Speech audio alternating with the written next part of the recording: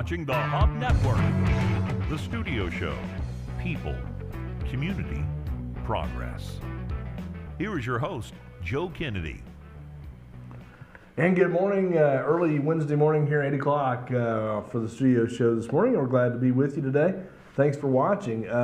Hopefully today is going to be a very interesting show for you all. We had an interview with Stephen Ward of Southern Rock Energy Partners, which is bringing the new refinery to town. And a lot of that has been followed by a lot of course, skepticism and questions. But I think the skepticism is being set aside as things move forward. And I think after you see this interview today, you're gonna believe that this is on track and know that they are very serious about doing exactly what they said they were going to do, which is bring that refinery to town and build it right here in Cushing, America, the first refinery built in the United States in the last 50 years, and that is a big deal. It's a big deal for the state of Oklahoma. It's a big deal for actually for the country.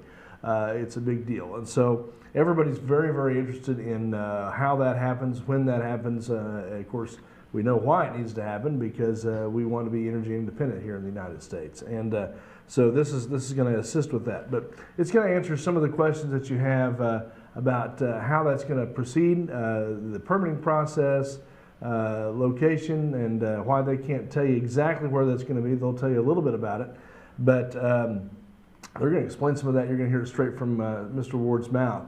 We haven't really had much public discourse at all about the refinery yet with Mr. Ward. We hope to do more of that, but he was in El Campo, Texas when he agreed to come on with us, and we did that all by Zoom here in the studio, recorded that the other day, and we appreciate so much the effort that he made, and of course Bruce Johnson, the economic developer. They've worked very, very closely on this project, and so we were glad to have them in studio and answer those questions.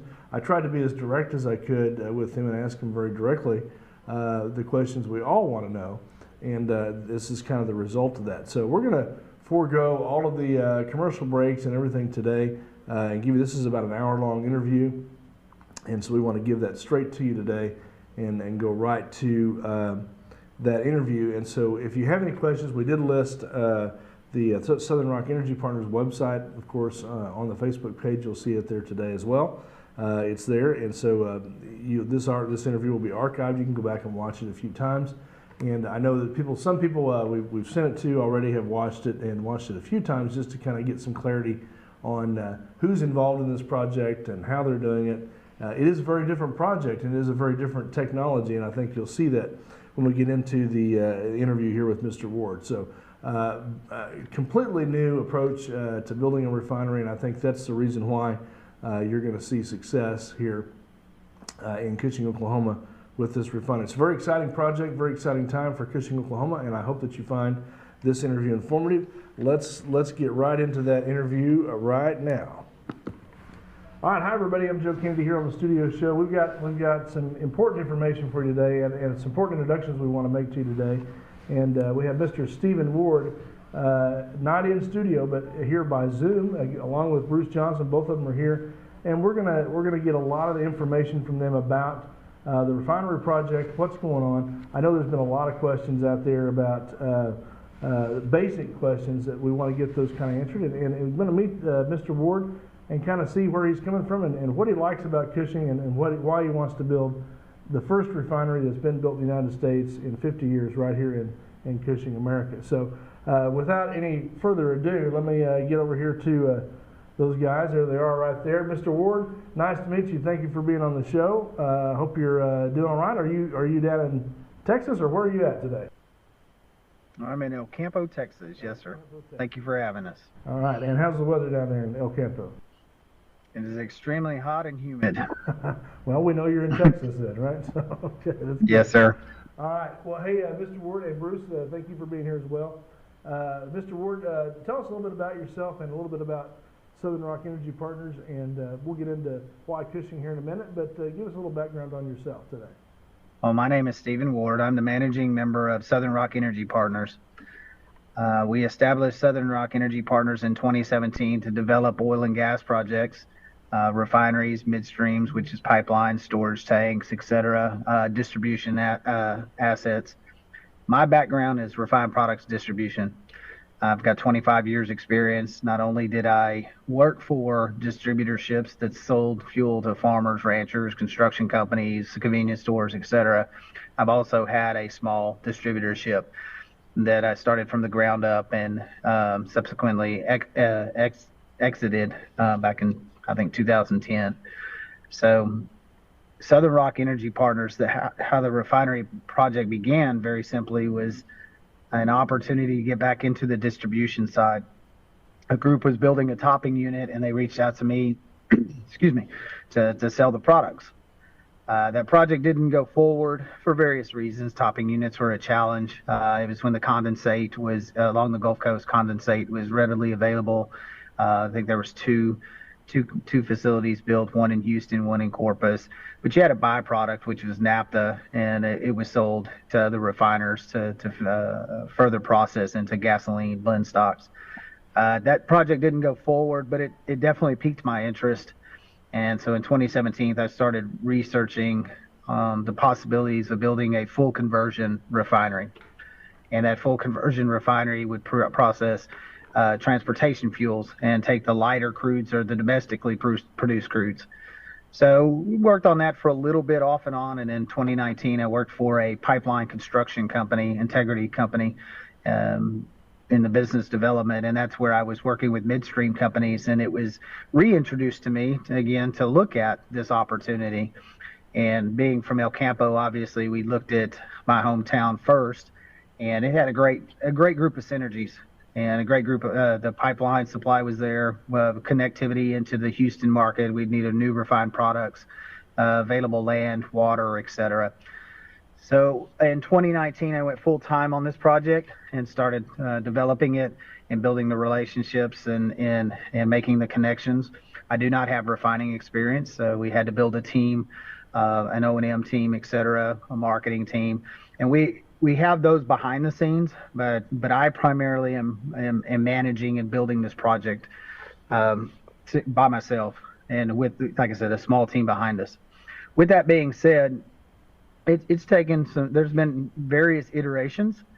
It originally started out with as a traditional refinery, but processing the lighter crudes as opposed to the heavier crudes, using natural gas and ambient air in the heaters, and also producing hydrogen on site from steam methane reformers, the traditional manner.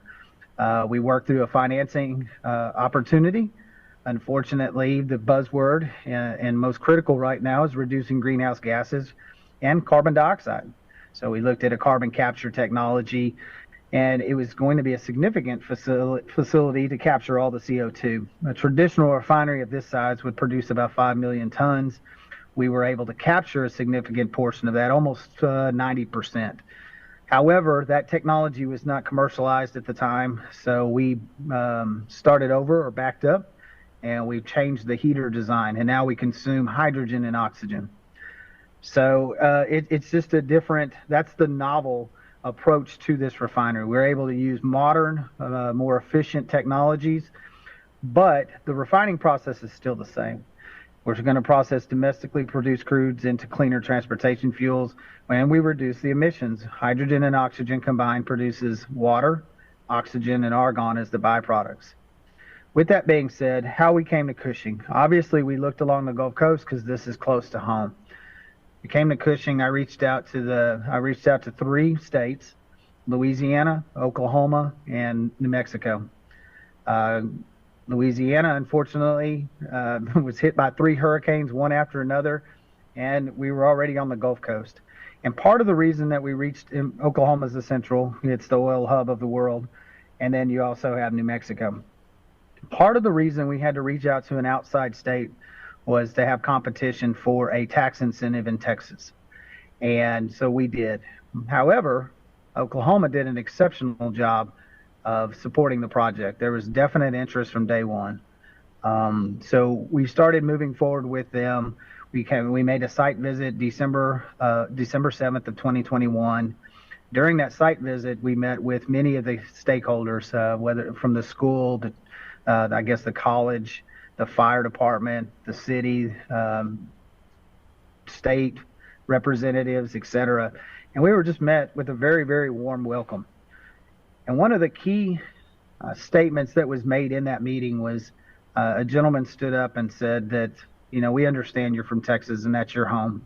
And we realize that we're not going to be first, but can we be second? And that stuck with me. And what stuck with me was the fact that they respected where we lived, they respected what we were doing, and they understood and respected my family. I have 2 children, and they're very important to me, and a lot of my decisions are based upon them. So that meant a tremendous amount to me. Obviously, we came home. We still wanted, it's close to home, so we continued to work with Texas. But Oklahoma never stopped. The Cushing group, Bruce Johnson and his team, they never stopped. They kept finding every reason for us to come to Cushing, Oklahoma. Obviously, there's crude supply there, but we have to have distribution. How do we get it from Cushing to a pipeline system, or how do we get it to rail? The rail's not there. How do we do those things? But like I said, Bruce continued to develop that opportunity. So this year, we continue to go through the path, and this year, March 14th, we made another site visit to reaffirm the support of Oklahoma. And it was once again reaffirmed. We met with various stakeholders again. It was a very positive meeting. And I guess in May, we met and we made the decision that it was time to select a site. And that was kind of where we had been going back and forth for a year. In order to advance the project, in order to bring on strategic partners, in order to bring on financing, et cetera, it has to be site selected. And part of that site selection is permitting. We have to have a specific site before we can move forward with permitting. Fortunately, Texas and Oklahoma are both delegated authority states. There's a lot of similarities.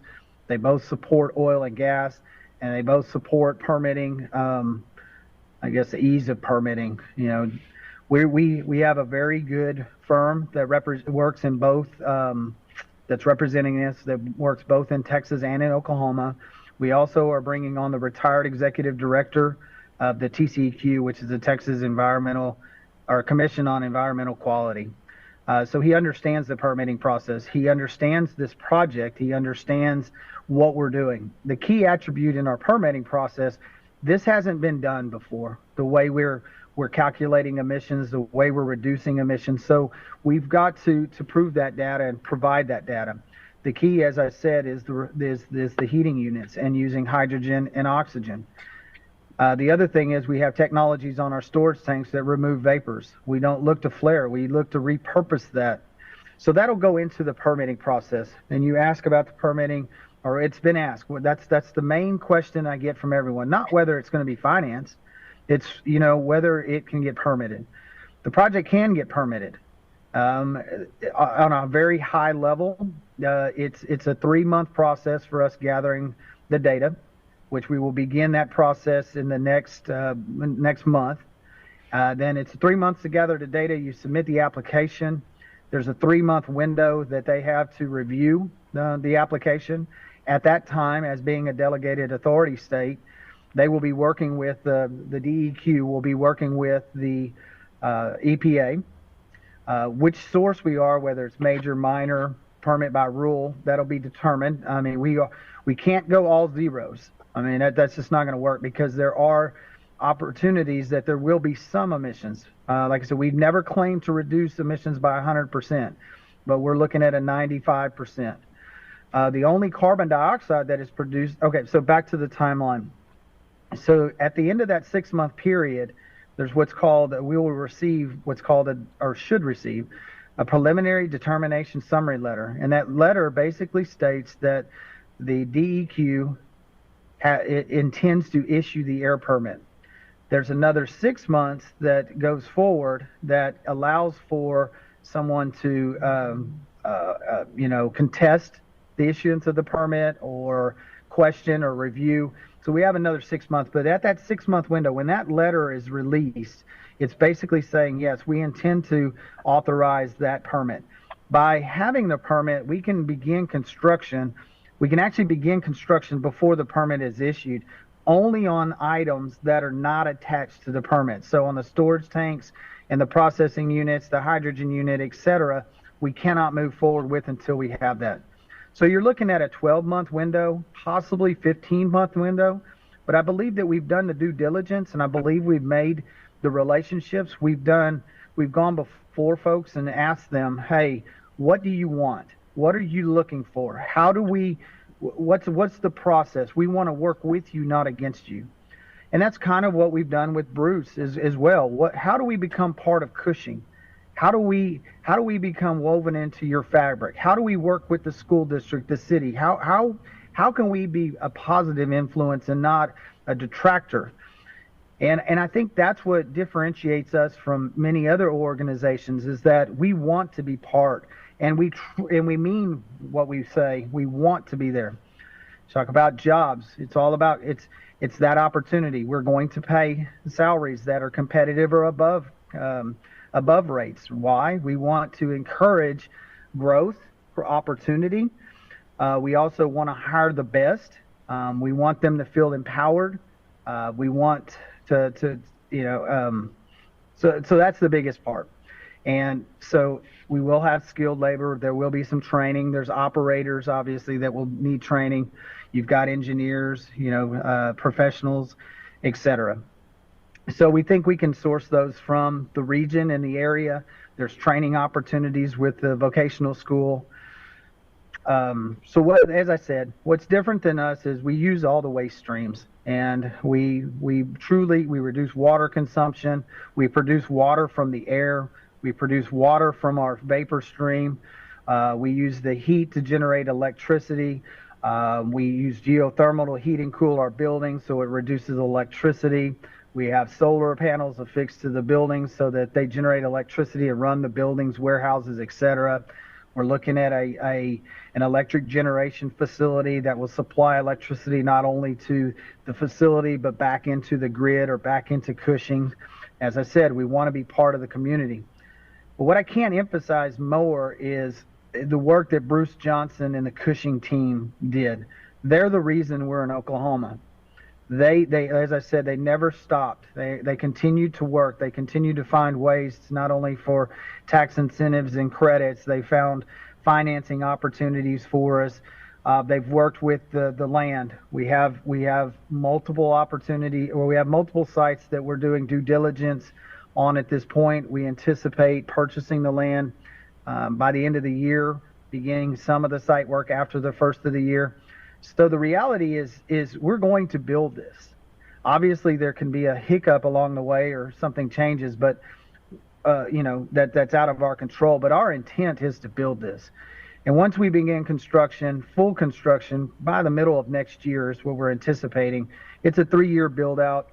Commissioning will begin and operations will begin in 2027. We have a staggered design. We have dual trains that are mirror images of each other.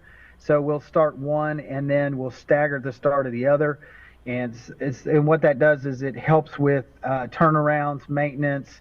It also allows us, if there's any things we need to work out on the first train, we can work it out on the second train.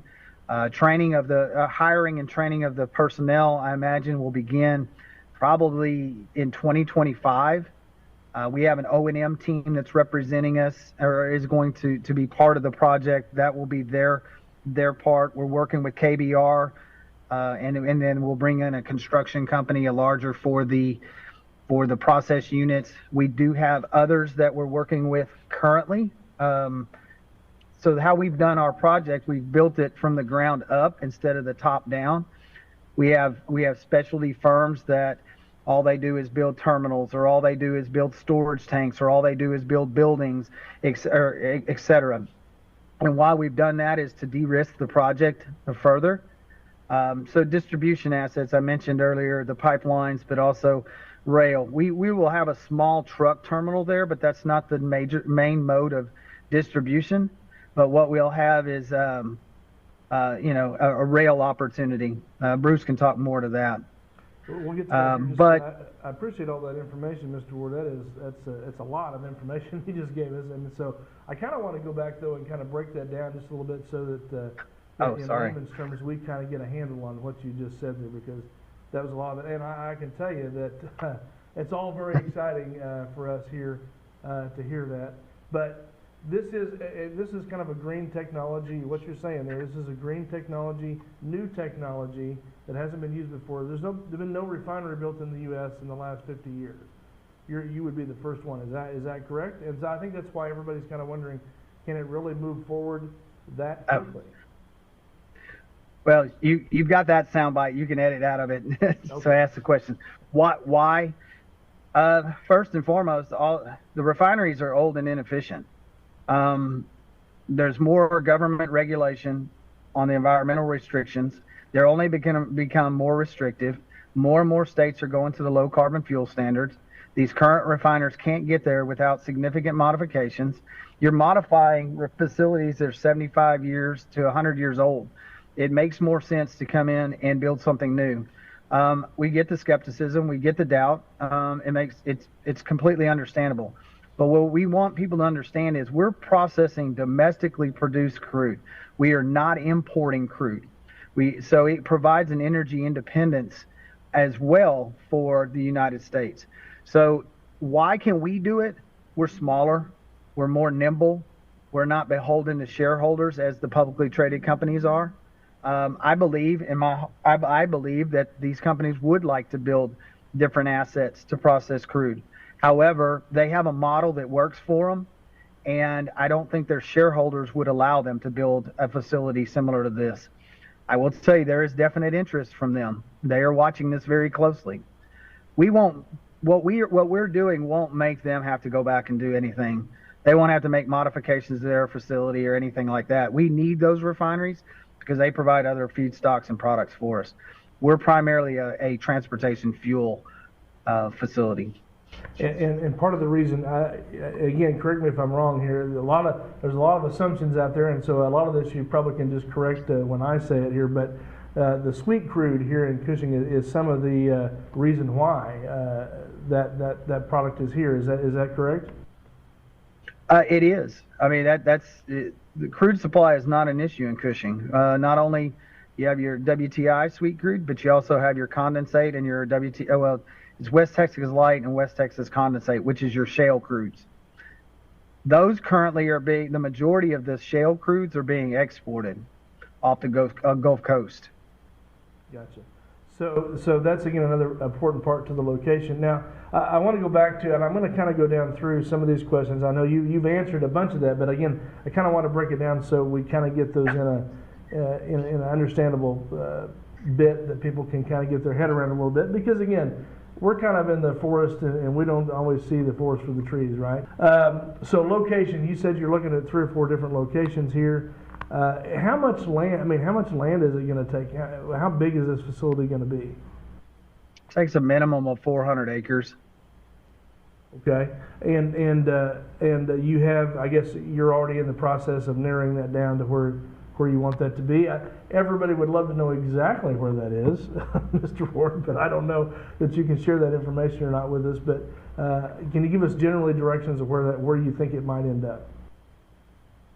I cannot tell you. Well, where I can take that one. Okay. Yeah, we're in conversations with 3 or 4 people, but the reasons that we don't want to narrow that down to where people know exactly where that's located is because we don't want anybody to go out there and hinder Mr. Ward or his companies from being able to go out there and purchase those, because we've already had projects in this community that have been derailed or flat out canceled because we've had essentially people coming in and purchasing a portion of a property that needs to be purchased in order for projects to move forward and hold out for millions of dollars. And we're trying to stay away from that. And if someone's willing to derail and train wreck a small project, there's no telling what they'll be able to do for the project this size. Well, and to be honest with you, I think that's exactly the answer everybody wants to hear, because that's the responsible thing to do. If you were telling people the exact location, that's exactly what would happen, and we'd probably never get it finished. So that's actually good to hear. And you spoke, Mr. Ward, you spoke to the type of jobs. So speak to that. We've talked about 400 and some plus jobs. And these are all, you were saying that they're pretty high-paying jobs, and they're middle-class jobs, and they're white-collar jobs, blue-collar jobs. But kind of explain that a little bit to us again. Well, I think you've said it correctly. I mean, obviously there's the refining manager, there's operators, there's safety personnel, there's administrative staff, there's engineers, whether it's chemical, mechanical, etc. So it's a myriad. The average salary is $93,000. I mean, obviously, so some are going to be higher, but some are going to be lower. I believe the lowest position was, I think, $45,000 a year. And it just comes, I mean, there's most of the positions are skilled trades. Yeah, right. Very good. Well, that helps answer that question a little bit too. And I know that now you said when you were first talking about going through the process here that you're just doing this yourself. Explain that a little bit. You're not really. I mean, explain that as far as you're doing it yourself. You don't have a big investment group behind you. You don't have a big corporation behind you. I guess, is that what you mean by that?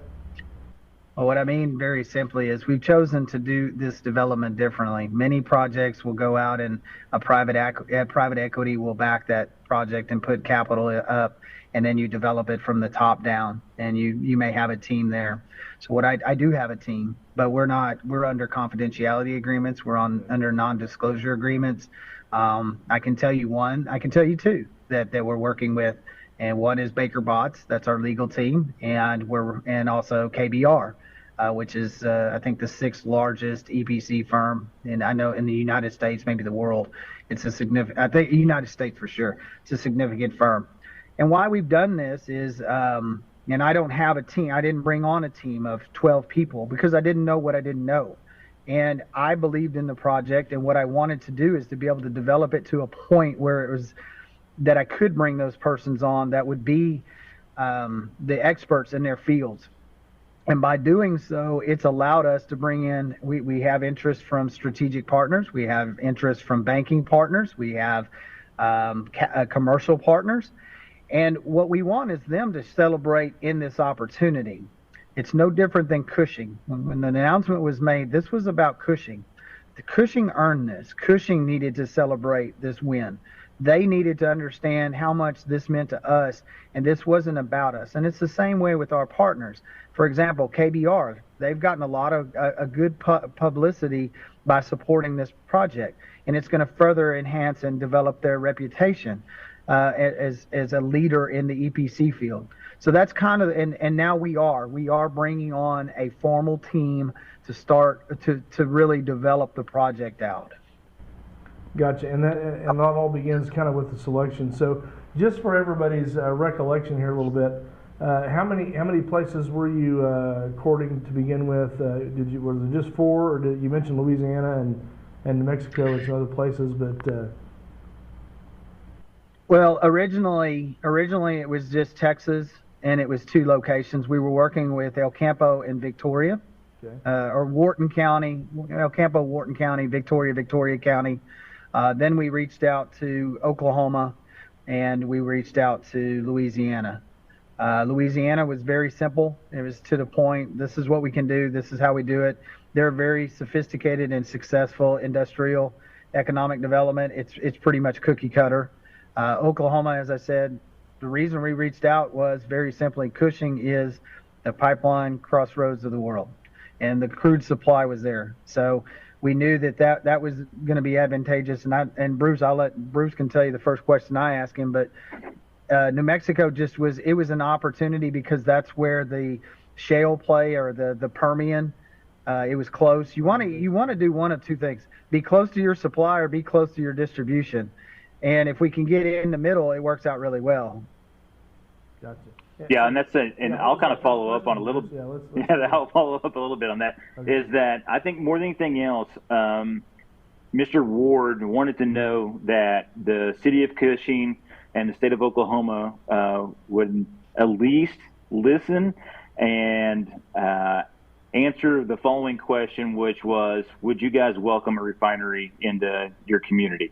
And fortunately, when he asked me that question, I got a big old grin like I was the Joker from any Batman movie, and stated that he may have called the perfect city because we had 111 years history of refining crude and we had over 50 plus refineries that dotted the plains in and around Cushing, Oklahoma. So he couldn't have asked any better of a question. And matter of fact, before we made our announcement, he ended all of our conversations with asking that same question, just to make sure that we would welcome a refinery into this part of the state and in the area of Cushing, Oklahoma.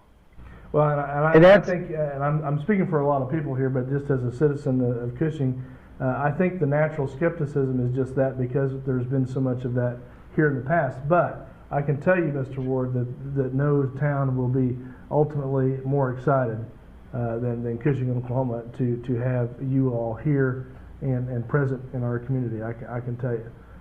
So again, please don't take these questions. I know they're kind of remedial questions, but please don't take them as a negative thing. We're just trying to satisfy our minds that, hey, this is really happening to this community, because I don't think there's anything better anything more that people want than this facility to actually come in here and do it'll make huge changes to this town and the city, and we all believe for the better. Well, I'll make it abundantly clear. We didn't make an announcement selecting Cushing just to make an announcement. We made the announcement because we put the effort into selecting the site. Cushing is the best opportunity for us. Texas is obviously my home, but also some of our commercial partners that are located along the Gulf Coast wanted it located near the water. So commercial partners drive the conversation because they're your revenue. Sure. When I was able to work through some of the commercial agreements or commercial opportunities, it only made Cushing and Oklahoma more advantageous. I know that there's some in the industry that's why the middle of the country? Well, my question, and that question was that why not? I think that there's a great opportunity. This product can move east, west, north, south if necessary. And I just think that it was a very receptive community, receptive state. And I think that we made the right decision. And we made it took a while. You can ask Bruce. We went back and forth, and Bruce and I have been very candid with each other, and he's known some of the challenges along the way. And I think that, well, I'll just make you laugh. I came home after the December meeting, and I told my daughter, I said, we're moving to Oklahoma. And she said, well, you can move, but I'm staying here with Grandma. I'm finishing school in El Campo. This is where I started. This is where I'm going to finish. And, so I took that to heart. And there's more of a backstory to there, but that was important to me. So I wanted to respect her, and knowing we could go back and forth. But in March, she came to me and said, hey, Dad, if we move to Oklahoma, I can go to OU and I'll have in-state tuition. So I think I'm in. And so that's when we had the follow-up meeting, and we came back, and it just was more to solidify things more than anything. And I don't think it's anything against OU or OSU. I think it's just simply, I think she saw the vision, the opportunity, and she's been doing a lot of research on Cushing. She's a very intelligent girl, and our young lady, and she tries to make informed decisions. I think so we would have made the decision probably sooner rather than later. But I will say this, the project is developed where its permitting is going to be less of a challenge. We're going to define the project instead of defend the project. We're going to define it to the public, and we have been, so they can understand that what we're doing, the refining process is nothing different than what any other refinery does. It's the way that we use the newer, more modern, advanced technologies to reduce emissions, provide a safer work environment, and create an opportunity to be energy independent by processing domestic crudes. Well, that makes a lot of sense, I think, to people when we explain it and hear it kind of isolated like that a little bit. 90% of those emissions you're saying are going to be recaptured by this facility and used in a different way. Is that correct? Well, let me add to that.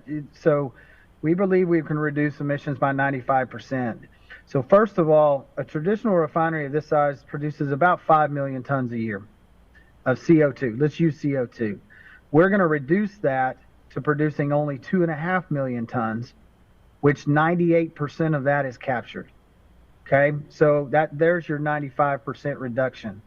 Also, the primary emitters of emissions in a refinery are your heaters, your FCC units are your two largest, and then your fugitive gases and whatnot. But just stick to those two. So our heaters, by only consuming hydrogen and oxygen, have eliminated 100% of any carbon monoxide, dioxide, nitrogen or sulfur oxides, methane, etc. It's gone. Then we do not have an FCC unit. So there's another, what is this? I think it's 63 and 27. So there's 90% gone right there. And it's basically the configuration helps as well. But what we do, there's not going to be any, like in West Texas, where I'm from, we used to say we knew which way the wind was blowing by the smell in the air, right? That'll be greatly reduced. There's not going to be any adverse odor in the air from a refinery like this, just for citizens to know, because you're taking some of those emissions, so much of those emissions out of the air. Is that correct? That is correct. We don't generate them. The other thing, we do have to have a flare, but our flare is only in the event of an emergency, because, as I said, hydrogen and oxygen vented into that's what's in the atmosphere. They're non-harmful. Right. We just have to be careful. I mean, there's safety measures that we have to take because of the volatility of a hydrogen, but we're producing it on site and we're consuming it on site. So there's not a lot of transportation. There's not a significant amount of storage. Gotcha. So a lot of those normal concerns for a refinery like that, of people that oppose that sort of thing, you're eliminating those from the very beginning with the design of the refinery. That is correct. We're not going to be a burden on the water supply because we use less water. We want to use that heat to generate electricity, or we want to use the heat for other processes. Gotcha. So let's talk about, the reason why there hasn't been any refineries built in the United States in the last 50 years is because it's so hard to satisfy EPA regulations, and at the federal level, I mean, they really have been trying to stop some of that stuff, depending on the administration. But you're saying that this is more comfortable for them, or it goes a direction that the current administration wants to see? Well, I can't speak for them and say whether it's more comfortable, but I would say it's more palatable. Just simply, we are okay. So the three largest industries they want to decarbonize are refining, steel, and cement. So we truly decarbonize this facility and reduce emissions because we don't generate them. So that should fall right in line. Obviously, there's a big push for renewables, whether it's wind, solar, or electricity, hydrogen, to remove the internal combustion engine. But we believe that's not going to happen. I believe there's going to be a shift. Yes, there's a lot of momentum to go towards this, but fossil fuels are the least expensive energy source. And I believe that there will be a transition, but ultimately, and you'll see further closures of refineries that are inefficient or uncompetitive compared to the larger facilities. But and then at some point within the next few years, you're going to have a shortage of refined products. And if we don't have the refining capacity in the United States, then we're going to be dependent upon foreign countries, maybe even some of our enemies. So that's why I think it's more palatable now, is if we build it to meet those environmental restrictions and requirements, as opposed to, so we're thinking 10, 20, 30, 40 years in the future. We're not thinking about, just building it a traditional model. A traditional model will not get built. You may be able to do an expansion, but a greenfield traditional configuration will not get built. Right. And all this. Yeah. Go ahead. Sorry. No, you're fine. Well, that explains it too, because I mean, you have a situation where nobody wants to build on the old technology. Nobody wants to increase a problem that already exists. We're trying to eliminate that stuff. Basically, from either side of the fence, no matter what your political persuasion is at the federal level, that's palatable to both sides, right? Yes, and we have support on both sides of the aisle right now at the federal level. And that support is, on one side of the aisle it's fossil fuels, energy independence. On the other side of the aisle, it is the Inflation Reduction Act, IRA, which we support by using or by producing, consuming hydrogen and reducing emissions. So it's not that the one side of the aisle is against the environment. That's not what I'm saying at all. It's just there's a happy medium. They both win. Right. And I think the important point you're making is you don't have to reduce something that you're not producing, right? So you're not even creating it to begin with, and so that is a big part in not having to deal with that issue. Yes, sir. So just go to the bottom line here real quick, and Bruce, maybe you both can speak to this a little bit, but if there was going to be something that would derail this project, Mr. Ward, what's the biggest pitfall you face going forward? I think Bruce said it best. Is just, well, I mean, obviously, if there's a challenge on the permitting, but also the land acquisition, if we were unable to secure the most advantageous location, and I think that would be a challenge. I think everything else we can work out. Financing is going to be there. There's a significant interest. There's just different mechanisms to finance this project. Maybe I don't know. I think that's about it. I mean, I can't really think of anything because we've been working with, whether it's the federal government or financial institutions and working through the challenges of financing an industrial mega project, making sure that we have the right team to execute on the engineering, the design, and then the construction. We have an insurance program in place to make sure it's built on time to spec and performance, et cetera.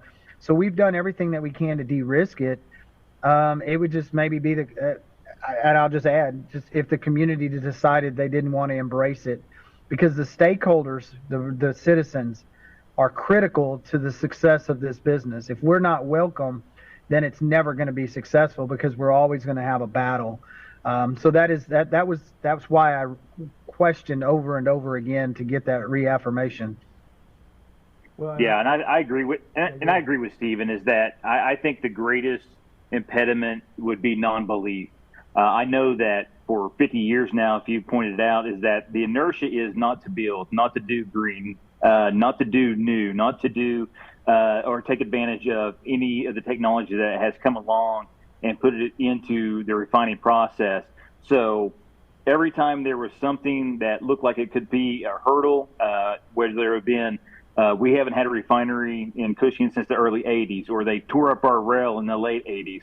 How do we get rail back? So do you go about and find a $100 million contract that Watco has with the state of Oklahoma in order to get rail back into Cushing? The next thing would be, where exactly is going to be located, and you may have multiple locations, and you're working through what's the positives and the negatives, whether or not or the owners of that property are willing to sell, whether or not they have the process in order to be able to willing to sell. So more than anything else, I think Steve and I have always taken the approach that no matter what the issue is, no matter what the hurdle is, no matter what the impediment is, we're going to find and look for research and finally build out what's necessary to make sure that this thing goes forward. And that's one of the reasons that we're, on Cushing Matters today, is to make sure that everybody else sees that what we see, and they feel comfortable moving forward with us, that they're educated as much as we are. And finally, they're going to help us move forward by finding what other impediments may be out there and helping us find the solution for those. Because as we all know, for the last 111 years of Cushing's existence, that we've always found a way, and we're going to find a way with this one and make sure that it gets implemented, and it's a success both short-term and long-term, not only for us, but for this state and our country. Absolutely, and I think again, Cushing being right here in the middle of it, you come out of the disappointment of the refineries leaving in the 80s, and you kind of into the 90s, things are kind of depressed around here, and so that increases the people's skepticism of some of this stuff. But I can tell you there's not going to be a town more excited about this whole process, and I think what you're doing right here today, explaining this to the citizens, is only going to generate more excitement and more understanding of how we're going forward and how we're going to be able to support this whole project, Mr. Ward. So again, I appreciate you taking these questions and dispelling some of the misunderstandings of what we're doing here, understanding the technology of the refinery itself and what emissions are. That's always a big a big discussion everywhere, for this kind of stuff when you're talking about petroleum products and oil in general. So rail, you mentioned rail, and you mentioned some other things. What's the local investment look like for us, Mr. Ward, as far as what do you need from the city of Cushing? What do you need from the state of Oklahoma in terms of funding or building out infrastructure to support a project like this? You want this one, Bruce? Yeah, well, I'll take this one. Let me say. Go ahead. Let me say this before you do that. We've come with the mindset not to be a burden upon the taxpayers or the community, and what that means is we want to be part of your community. So we don't expect Cushing to go out and borrow millions of dollars to make sure that we come there. We believe that those come back in incentives or rebates or abatements or whatnot, and by doing so, that way there's no risk to the taxpayer. We have to perform in order to receive those benefits, and I think that is the best policy in economic development. So that's how we've always approached Bruce in the city of Cushing, and I'll let him expand on everything else.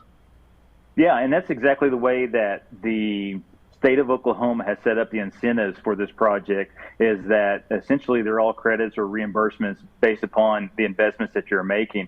And based upon the size of this project, the biggest incentive right now is going to be the new investment tax credits that the state's going to, credit back to the company after they build out, and that's in the over $400 million range. And then we have several different other programs that the state is utilizing, including all the way down to $870,000 when it comes to training their employees once they get built out and get going. But if you look at the total package from the state of Oklahoma right now, it's over $1.5 billion, which is fantastic for the size and the scope of this project. The Oklahoma Department of Commerce has done an excellent job of making sure that all of our legislators are now aware of the project, what has gone into the project, and locally, the only thing that has been expended up until this point in time is probably close to $20,000 from the city of Cushing, which they've gone out and hired bond counsel in order for us to utilize private activity bonds, which was a funding mechanism that is utilized across the entire United States, but it's not typically used for economic development, and sometimes in the state of Oklahoma, it's not used at all. So for a size of this project, that's maybe the only thing that I was able to find to be able to look at helping the project get off the ground in the front end and helping those who are going to be investors have some tax advantages by us issuing bonds. And as of right now, last year, we were allowed to put out $75 million of those bonds, which we've begun that process now. And hopefully, as those go out, we'll be able to take some advantages of some of that federal legislation that Stephen spoke of earlier, and that takes that $75 million and makes it $300 million because of the carbon sequestration that goes into some of that legislation and them wanting that carbon sequestered. And finally, the Cushing Economic Development Foundation has requested from our state legislature in utilizing some of their funding mechanisms to help the city of Cushing and the Cushing Municipal Authority put in the water, sewer, and electrical infrastructure that's going to be needed to support this project. And as you guys know, no rural community in the state of Oklahoma has, $75 million laying around in order to go out and build the infrastructure necessary to win a project like this. But us all working together over the next couple of years and getting those funding mechanisms in place to go out there and build the infrastructure to support this project, that's what is really fantastic about all the information that's being conveyed back and forth between the local level and the state level right now, is that everyone's very much behind the project. They're very much in favor of us going forward. They support everything that Stephen and I have done up until this point in time. And we want to make sure that there is no harm to our local citizens as they provide the services back to Stephen and his partners and our future corporate partner here in Cushing. Gotcha. And to add, the indication I had the other day from a state representative here in the studio was that amount you were asking for from the state to support that was really not a big deal to them. I mean, it's all about a matter of perspective, right? From the state level, $75 million, $78 million is not usually what they're used to and being asked for in that kind of investment. So I think that all kind of bodes well for the project, wouldn't you say? Yeah, I agree. I know that they had done a few specific project legislation at the end of the last legislative session, one of them being over for INOLA and the NL project. And there was maybe a couple others beyond that.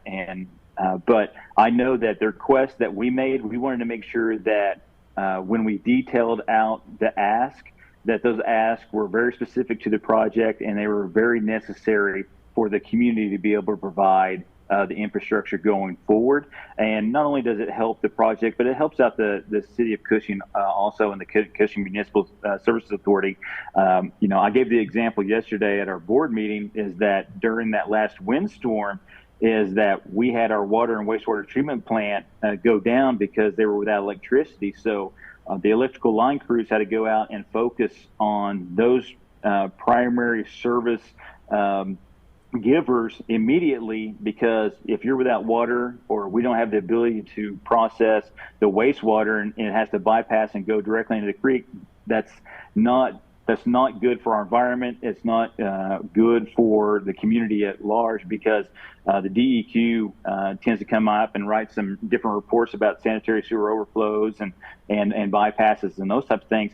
But if you have the ability to capture all those flows that are coming in, or you have additional elevated storage of water on the front end, it gives you more time to make more choices and gives you additional different options and flexibility on what needs to go out and be done first. So it might be that the refinery needs help first, or that Arborg Mills needs help first, or some of the schools need to have their electric on as quickly as possible, because all of those are very important to our community. And we want to make sure that when we go out and we have emergency situations, we have the greatest amount of options. We have the best trained personnel, and they also have the infrastructure in place to go out there and make sure that we can continue to have those services that are demanded by all of us. Absolutely. Let me ask you, we'll kind of wind this down a little bit. I appreciate all the information, Mr. Ward and Bruce as well. I mean, let me just ask you this. What does, just for everybody to kind of hear this coming from you guys, what does the economic impact of this project look like to you, Bruce, first in Cushing here?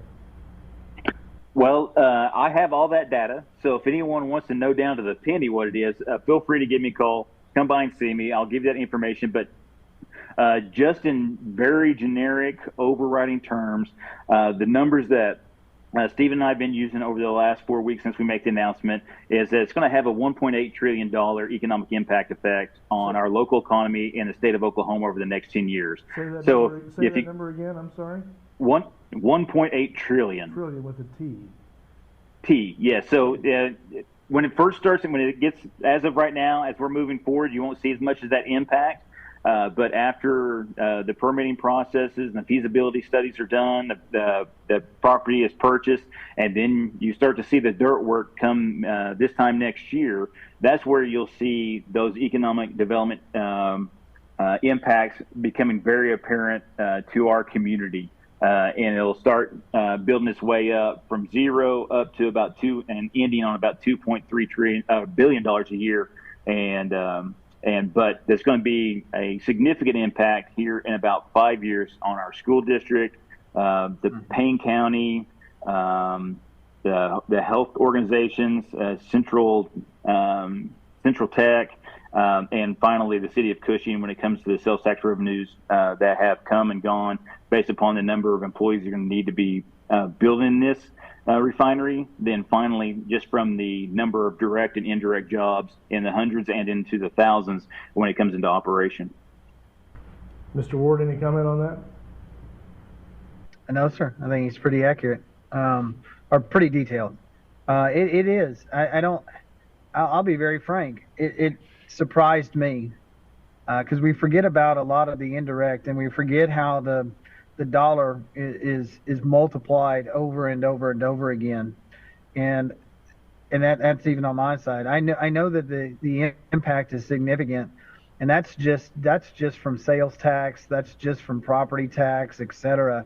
That doesn't count all the other indirect as far as contributions for different organizations and support that goes along with that, community activism and being part of the Cushing community. So I mean, I think there's some intangibles that you don't see, but they're going to be there as well.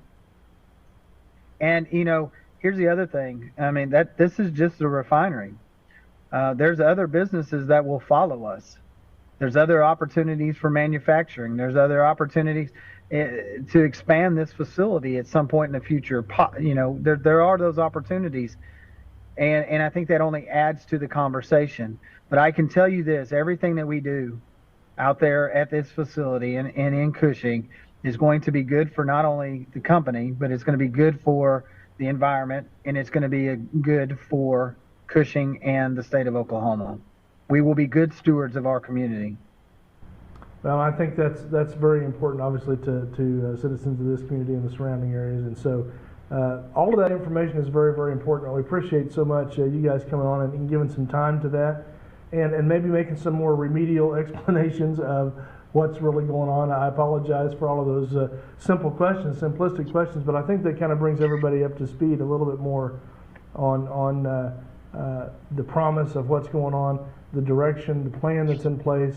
And I already know, I can see that it's a strategic plan that you guys are executing and have been executing, and so I think that makes the citizens of this community feel much, much better about this project going forward. So, yeah, Joe, we appreciate those questions. Go ahead. No, Joe, we appreciate those questions because this relationship that Cushing and Southern Rock began on was a very simple question: do you guys want a refinery? So that was the simplest question someone could ask someone else, and it all went from there. So we want to make sure that people feel comfortable with Stephen, myself, and finally the relationship we're all going to build together in order to make sure that we get this first full conversion greenfield refinery that's been built in the last 47 years in the United States of America. I think that's absolutely key, is what Bruce just said. And you can go to our LinkedIn. So you brought up something earlier. There is that doubt. There is that skepticism. The question has been, why you? I think we're proving why us, or why me. I think what is very advantageous for this project is I'm not a refining guy. So I can think outside the box. I can think differently. I challenge the status quo. I challenge the opportunities. We look for solutions, not excuses.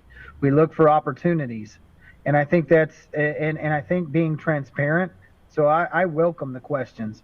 Being transparent to us is the best policy, because having knowledge is power. And I think that will only benefit everyone that's around us.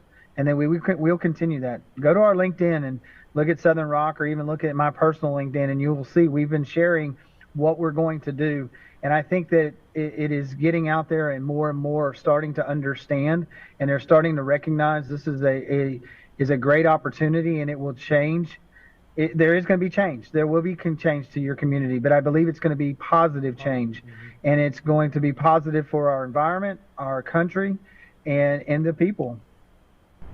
Well, I agree, and this certainly helps in hearing directly from you. Getting to know you, it's kind of a little bit of a courtship here, right, Mr. Ward? We kind of want to know who in the world it is bringing this stuff into our community, right, our back door. So we appreciate that. Yes, we sir. appreciate you taking the time to talk about your family and the values that you have there, and the process of you guys making some decisions and why that's important to you. I think that's important also for the citizens here to understand a little bit too. So, guys, I thank both of you very much. We're going to have more questions, I'm sure, going forward, and we're always here to help get the word out on anything. So if there's anything we can do for you, we'd be happy to do that as well. But thank you for your time, and thank you for the detailed explanations of this project going forward. Thank you, Joe. Thank you. Y'all have a great day. All right, thank you. Great explanations from both those guys on what's going on. So we hope you get that information. There'll be more questions, I'm sure, and more answers coming your way, but it gives you a good idea of how the process is going to get started here and how it's going to go. So the timeline much quicker than I thought it would possibly be. So that's all good news. Watch this interview over and over, and you can kind of see all the detailed information. You can learn everything you need to know. We'll post that information for Southern Rock and Mr. Ward on our page as well, so that'll be available to you. You can find it, and from there, we hope that you have a great day and know that Cushing does matter. All right, and that was our interview with Mr. Stephen Ward of Southern Rock and Bruce Johnson, of course, there alongside him. Good information about the refinery. I think good to hear directly from him on what he's thinking and the timeline going forward. So thank you so much for watching today, and we hope that you got some good information out of that. We'll see you next time on the Studio Show.